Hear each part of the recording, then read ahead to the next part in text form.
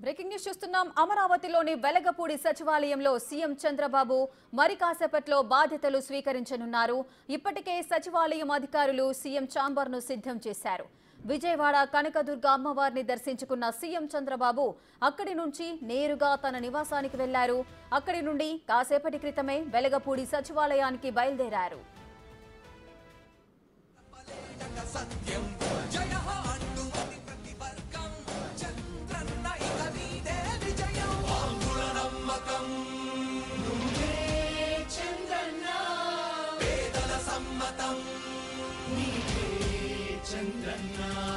ప్రగతి ప్రభంజనం జగతి నీరాజనం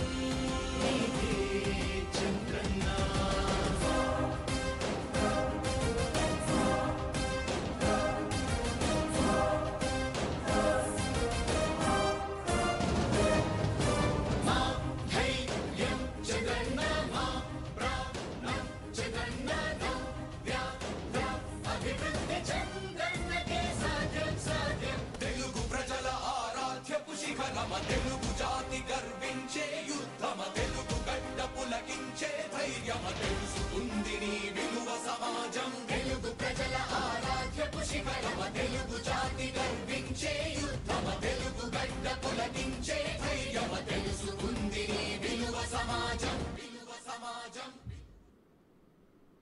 రైట్. అమరావతిలోని వెలగపూడి సచివాలయంలో సీఎం చంద్రబాబు మరి కాసేపట్లోనే బాధ్యతలు స్వీకరించబోతున్నారు.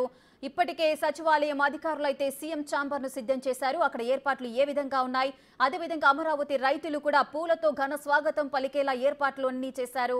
ఈ ఏర్పాట్లకు సంబంధించిన పూర్తి డీటెయిల్స్ మా ప్రతినిధి మల్లికార్జున్ లైవ్ లో అందిస్తారు. మల్లికార్జున్, అక్కడ సిచ్యువేషన్ ఏ విధంగా ఉంది? అమరావతి రైతులంతా కూడా సిద్ధంగా ఉన్నారు సీఎం చంద్రబాబుకు స్వాగతం పలకడానికి. సో ఏ ఏరియా నుంచి ఈ పూలతో స్వాగతం పలికే ఏర్పాట్లు చేశారు? చంద్రబాబు నాయుడు నిన్న ముఖ్యమంత్రిగా కూడా ప్రమాణ స్వీకారం చేయడం జరిగింది. దానికి సంబంధించి ఈరోజు కొనసాగింపుగా బాధ్యతలు తీసుకోబోతా ఉన్నారు. ఆయన ఛాంబర్లో ఏదైతే ఉందో సచివాలయంలోని మొదటి బ్లాక్లో ఫస్ట్ అంతస్తులో కూడా ఆయన ఛాంబర్ ఏదైతే ఉందో ఆ ఛాంబర్లో బాధ్యతలు తీసుకోబోతా ఉన్నారు. ఈ బాధ్యతలకు సంబంధించి ఇప్పటికే ఆయన ఇంటి దగ్గర నుంచి కూడా బయలుదేరినట్టు కూడా మనకు కొంత సమాచారం అంతా ఉంది. ఏదైతే సిడి యాక్సెస్ రోడ్డు ఎంట్రన్స్లోనే రైతులు ఘన స్వాగతం అయితే పలకబోతా ఉన్నారు. దీనికి సంబంధించి ఇప్పటికే కింటాల కొద్దీ పూలను కూడా తీసుకురావడం జరిగింది. బంతి పూలతో పాటు గులాబీ పూలను కూడా చల్లబోతా ఉన్నారు. పూల వర్షాన్ని అక్కడ కురిపించబోతా ఉన్నారు. మొత్తం కూడా ఇటు రైతులతో పాటు ఎంప్లాయీస్ కూడా అన్ని ఏర్పాట్లు సచివాలయంలో ఏర్పాటు చేయడం జరిగింది. మొత్తం కూడా రెడ్ కార్పెట్ను పరిచి మరీ చంద్రబాబు నాయుడిని ముఖ్యమంత్రి హోదాలో కూడా తీసుకురాబోతా ఉన్నారు. ఇక్కడ ఏదైతే ఉందో సచివాలయం ఎంట్రన్స్లో ఉన్న మొదటి బ్లాక్ ఏదైతే ఉందో మొదటి బ్లాక్ ఎంట్రన్స్లో కూడా మనం క్లియర్గా చూసుకోవచ్చు. రెడ్ కార్పెట్ అనేది పరిచి లోపలికి చంద్రబాబు నాయుడిని తీసుకెళ్లబోతా ఉన్న పరిస్థితి కూడా కనిపిస్తూ ఉంది. మొదటగా అక్కడ సచివాలయం సంబంధించిన ఏదైతే అమరావతికి సంబంధించిన రైతులు ఎవరైతే ఉన్నారో 5 సంవత్సరాల పాటు తమ ఆందోళనలు కొనసాగించిన రైతులు తమ రాజధాని అమరావతిగా కొనసాగించే ఏ పార్టీ అయితే వస్తుందో ఆ పార్టీకి మేము పూర్తి మద్దతు ఇస్తామంటూ కూడా వాళ్ళు ప్రకటించడం జరిగింది. ఎన్డీఏ పార్టీలు 3 పార్టీలు కూడా మొత్తం కూడా ఈ అమరావతికి కట్టుబడి ఉన్నాము, అమరావతి అభివృద్ధికి కట్టుబడి ఉన్నామంటూ కూడా ఎన్నికల ప్రచారంలో చెబుతూనే వచ్చింది.